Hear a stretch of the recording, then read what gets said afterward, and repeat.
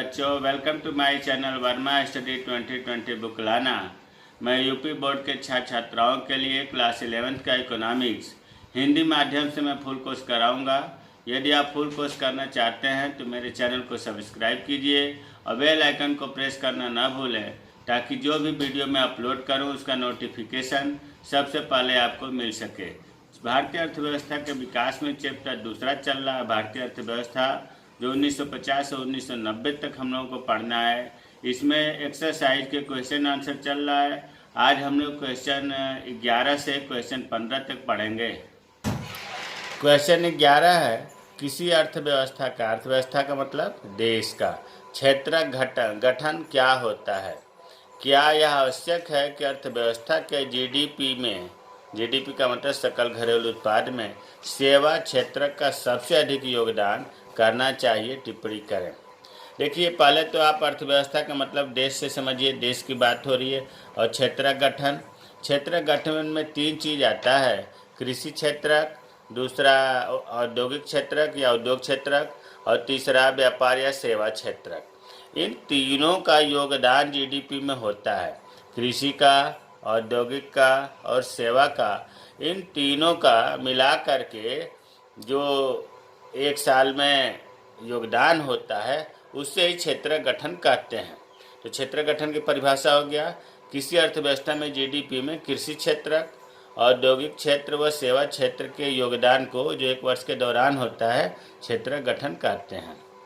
कुल मिलाकर के आप ऐसे कह लीजिए कि क्षेत्र गठन में 3 चीज़ आता है, सेवा क्षेत्र, कृषि क्षेत्र और औद्योगिक क्षेत्र। अब इसी में प्रश्न पूछ रहा है कि अर्थव्यवस्था के जीडीपी में, जीडीपी का मतलब सकल घरेलू उत्पाद, एक वर्ष में किसी देश के अंदर वस्तुओं और सेवाओं के उत्पादन का मौद्रिक मूल्य, जिसे हम बाजार मूल्य भी कहते हैं, जीडीपी कहलाता है। जीडीपी में सेवा क्षेत्र का है, कह रहा ना, सेवा क्षेत्र का सबसे अधिक योगदान, सेवा क्षेत्र तीसरे नंबर का है। अर्थात इसमें व्यापार ज़्यादा होता है। तो जब व्यापार ज़्यादा होगा तो निश्चित रूप से हम ये कहेंगे कि जीडीपी में सेवा क्षेत्र सबसे अधिक योगदान कर रहा है, तो उस अर्थव्यवस्था, उस देश की अर्थव्यवस्था आर्थिक रूप से विकसित होगी। भाई, प्राथमिक क्षेत्र कृषि है, द्वितीय क्षेत्र उद्योग है, तृतीय क्षेत्र सेवा क्षेत्र है। तो जब तृतीय क्षेत्र का योगदान किसी अर्थव्यवस्था में हो रहा है तो इसका मतलब कि प्राथमिक और द्वितीय दोनों का योगदान तो ऑलरेडी है ही, तो वह देश विकसित है। अगला क्वेश्चन है, योजना अवधि के दौरान औद्योगिक विकास में, देखिए योजना अवधि, योजना को बताया था कि पंचवर्षीय योजना भी कहते हैं। योजना अवधि का मतलब पंचवर्षीय योजना के दौरान औद्योगिक विकास, उद्योगों के विकास में सार्वजनिक क्षेत्र को ही अग्रणी भूमिका क्यों सौंपी गई?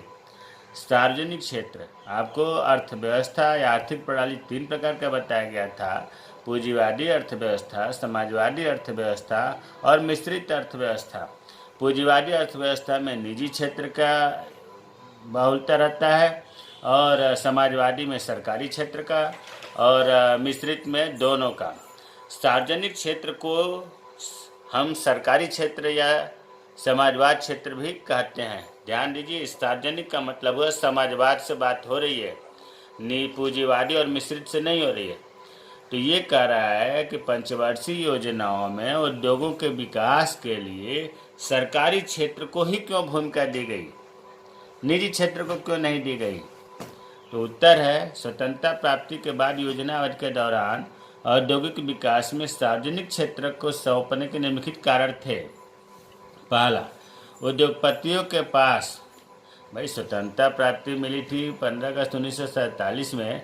इसके बाद निजी क्षेत्र में इसलिए नहीं दिया गया कि उद्योगों में, उद्योगपतियों के पास उद्योगों में निवेश करने के लिए पूंजी नहीं थे, मजबूरी थी कि सरकारी क्षेत्र को ही आगे बढ़ना था, क्योंकि उद्योगपतियों के पास पूंजी का अभाव था। दूसरा था, उस समय बाजार भी बहुत ज़्यादा बड़ा नहीं था, उद्योगपति इसमें रुचि नहीं ले रहे थे, इस वजह से सार्वजनिक क्षेत्र को भूमिका ज़्यादा दी गई। तीसरा है, भारतीय अर्थव्यवस्था को समाजवाद के पथ पर अग्रसर करने के लिए यह निर्णय लिया गया कि सरकार बड़े तथा भारी उद्योग पर नियंत्रण करेगी।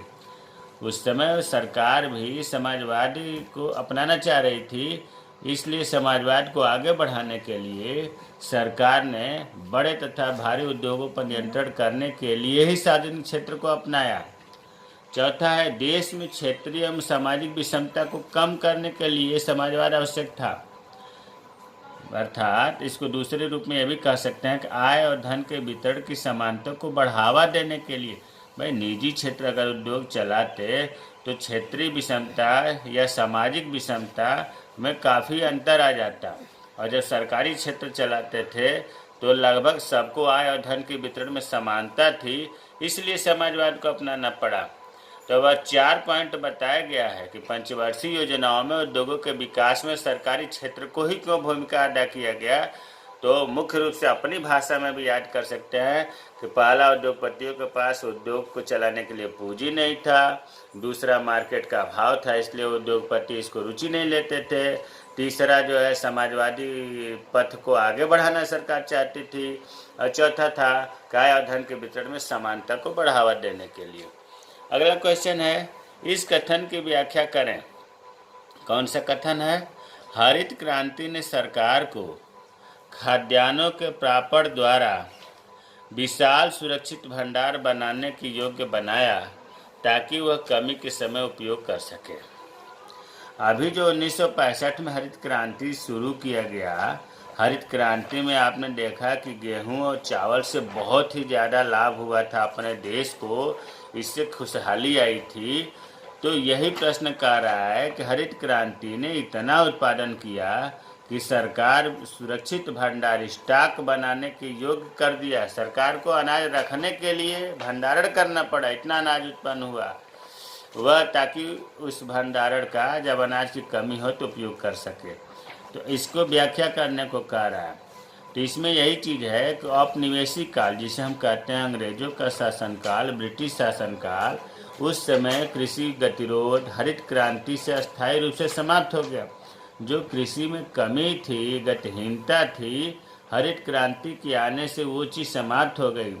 अधिक उपज देने वाली किस्मों से, कीटनाशकों से, उर्वरकों से, सिंचाई के साधनों से, आधुनिक टेक्नोलॉजी से, मशीनों के प्रयोग से कृषि उत्पादन अधिक मात्रा में बढ़ा।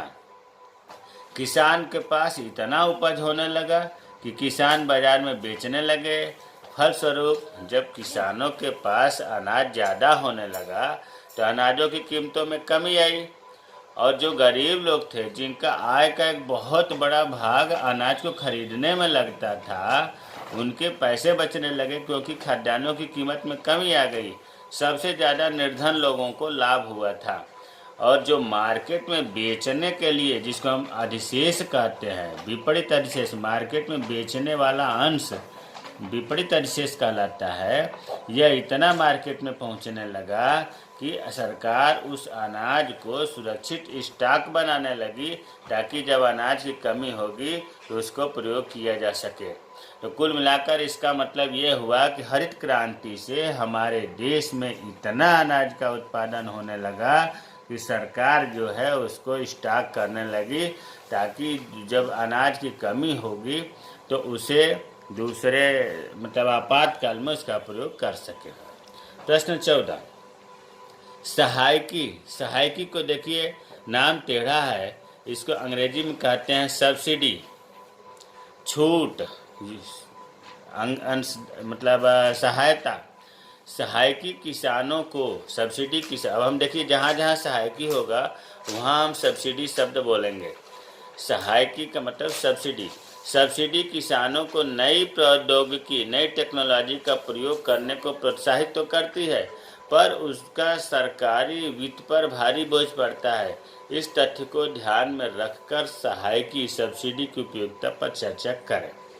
प्रश्नों को समझिए, ये कह रहा है कि जब किसानों को सब्सिडी दी जाती है, क्यों दी जाती है? ताकि वो नई टेक्नोलॉजी अपनाए, नया उद्योग शुरू करे, नया काम शुरू करे। तो किसानों को तो लाभ मिलता है, सब्सिडी छूट दिया जाता है तो किसान सोचते हैं कि चलो पैसे कम लग रहे हैं, नई टेक्नोलॉजी को अपनाओ, किसानों को तो फायदा हुआ। लेकिन सरकार पर इसका भारी बोझ पड़ता है, वो पैसे तो सरकार को देने पड़ते हैं। तो इस तथ्य को ध्यान में रखकर कि किसानों को फायदा हुआ, सरकार को वित्त बोझ हो रहा है, इस तथ्य को ध्यान में रखकर सब्सिडी की उपयोगिता पर चर्चा कीजिए कि सब्सिडी का क्या महत्व है। तो सब्सिडी की उपयोगिता कहिए या सब्सिडी के पक्ष में तर्क कहिए, एक ही चीज़ है। अलग अलग अर्थशास्त्रियों ने सब्सिडी के विषय में अलग अलग विचार दिया है। कुछ तो अर्थशास्त्री जो है सब्सिडी के पक्ष में, मतलब सब्सिडी को देने की बात कहते हैं, कुछ अर्थशास्त्री सब्सिडी को बंद करने की बात कहते हैं। तो जो सब्सिडी के पक्ष में तर्क है वही सब्सिडी की उपयोगिता हुई। इसमें पहला, नई तकनीक अपनाने के लिए किसानों को प्रोत्साहन देने के लिए सब्सिडी आवश्यक है। कुछ अर्थशास्त्री ये कहते हैं कि नई टेक्नोलॉजी अपनाने के लिए किसानों को प्रोत्साहन देने के लिए, जागरूक करने के लिए सब्सिडी बहुत ज़रूरी है। दूसरा, अधिकांशतः किसान गरीब हैं। अगर उनको सरकारी मदद नहीं दी जाएगी, सब्सिडी नहीं दी जाएगी, तो नई टेक्नोलॉजी को वहन करने में सक्षम नहीं है, क्योंकि वो गरीब है, उनके पास इतना पैसा नहीं है जो नई टेक्नोलॉजी अपना लें। इसलिए सब्सिडी बहुत ज़रूरी है। तीसरा है कि खेती जो है जोखिम भरा व्यवसाय है। अगर गरीब किसान इसका जोखिम उठाने में सक्षम नहीं है तो उस सरकारी सहायता की आवश्यकता है, उसे सब्सिडी की आवश्यकता है। हर किसान के पास इतना पैसा नहीं है जो खेती की जोखिम को उठा ले, इसलिए सब्सिडी बहुत ज़रूरी है। यदि सब्सिडी नहीं दी जाएगी तो नई टेक्नोलॉजी का लाभ केवल अमीर किसानों को होगा। भाई अमीर लोगों पर पैसा है, उन्हें अगर छूट नहीं मिलेगी, सरकार की तरफ से सब्सिडी नहीं मिलेगी, तब भी वो नई टेक्नोलॉजी का लाभ लेंगे। लेकिन नहीं मिलेगी तो क्या होगा, गरीब उसका लाभ नहीं ले पाएंगे, तो इससे आय की असमानताएँ बढ़ेगी। पांचवा है, सरकार को यह सुनिश्चित करना चाहिए कि सब्सिडी का लाभ केवल गरीब किसानों को मिलो, अमीर को नहीं मिलना चाहिए। अमीर तो सक्षम हैं, इस प्रकार का कोई ऐसा पॉलिसी बनाना चाहिए गवर्नमेंट को कि सब्सिडी का लाभ केवल गरीबों को मिले, अमीरों को नहीं। तो ये सहायकी मतलब सब्सिडी के पक्ष में 5 पॉइंट है। अब आते हैं सब्सिडी के विपक्ष में तर्क, मतलब सब्सिडी के विरोध में कुछ अर्थशास्त्री अपना विचार दिए। कुछ तो ये कहे कि सहायकी मतलब सब्सिडी का उद्देश्य पूरा हो चुका है, अब इसे चरणबद्ध तरीके से सिस्टमेटिक ढंग से हटा दिया जाना चाहिए, अब सब्सिडी की ज़रूरत नहीं है, लोग काफ़ी आगे बढ़ गए हैं। दूसरा है कि सब्सिडी का लाभ अमीर किसानों और कंपनियों को ही मिल रहा है जिसकी आवश्यकता नहीं है। तीसरा है कि सब्सिडी सरकारी वित्त पर बहुत भारी बोझ पड़ रहा है, अंततः आम आदमी को ही उठाना पड़ता है। भाई सब्सिडी गवर्नमेंट दे रही है तो उस गवर्नमेंट किसी न किसी रूप में आम आदमी से ही तो लेती है, दूसरे रास्ते से लेती है। तो ये जो है 3 पॉइंट सब्सिडी के विपक्ष में तर्क है। 15वां क्वेश्चन है, हरित क्रांति के बाद भी 1990 तक हमारी 65% जनसंख्या कृषि क्षेत्र में क्यों लगी रही। भाई हरित क्रांति 1965 में आ गई और आशातीत बहुत ज़्यादा उत्पादन भी हुआ, फिर भी 1990 तक 65% जनसंख्या कृषि में ही क्यों लगी रही, क्यों नहीं दूसरा रोजगार अपनाई। तो इसका कारण ये है, पहला कि हरित क्रांति पूरे देश में नहीं हुई। क्यों नहीं हुई, क्योंकि ये गेहूँ और चावल क्या लाभ हुआ, तो गेहूं और चावल जहां उत्पादन होते थे उन्हीं प्रदेशों को तो लाभ हुआ। इसमें मुख्य रूप से पंजाब, हरियाणा, पश्चिमी उत्तर प्रदेश सफल रहे। अन्य राज्यों में तो पहले जैसा ही रहा, कृषि पर लोग निर्भर, आबादी कृषि पर निर्भर थे, अर्थात इनमें कमी नहीं आई। लेकिन इन 4 प्रदेशों में कमी आई।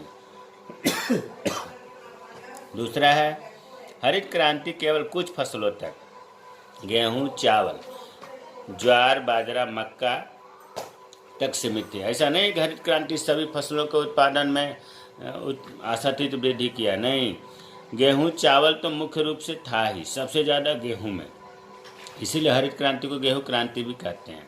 गेहूं चावल में तो बहुत ज़्यादा वृद्धि हुई, ज्वार, बाजरा, मक्का में भी हुआ, लेकिन इसके अलावा अन्य फसलों में नहीं हुआ। इसलिए अन्य फसलें जहां उत्पादन की जाती थी वहां हरित क्रांति का प्रभाव नहीं पड़ा। अन्य क्षेत्रों में कोई वैकल्पिक नौकरियों का निर्माण नहीं हुआ, उद्योगों की स्थापना नहीं हो पा रही थी, इसलिए लोग कृषि क्षेत्र में ही लगे रहे। तो अब समझ में आ गया होगा हरित क्रांति के बाद भी 1990 तक हमारी जनसंख्या में 65% लोग कृषि क्षेत्र में क्यों रहे। तो 3 बातें मुख्य रूप से बताई गई। हरित क्रांति का पूरे प्रदेश में प्रभाव नहीं रहा, गिने चुने 3 प्रदेश में, पंजाब, हरियाणा, पश्चिमी उत्तर प्रदेश में रहा। हरित क्रांति का कुछ फसलों तक ही सीमित रहा प्रभाव, मुख्य रूप से गेहूं और चावल पर रहा। अन्य क्षेत्रों में विकसित नहीं हुआ हमारा देश, इसलिए नौकरियों का सृजन नहीं हो पा रहा था, जिससे कृषि क्षेत्र में ही लोग रहे। प्यारे बच्चों, इसमें जो है अभ्यास के प्रश्न चल रहे हैं। 15 क्वेश्चन अब तक बताया जा चुका है। अगले वीडियो में हम 16 से 19 तक पढ़ेंगे। मेरे चैनल को सब्सक्राइब कीजिए और बेल आइकन को भी प्रेस कीजिए। जय हिंद, जय भारत।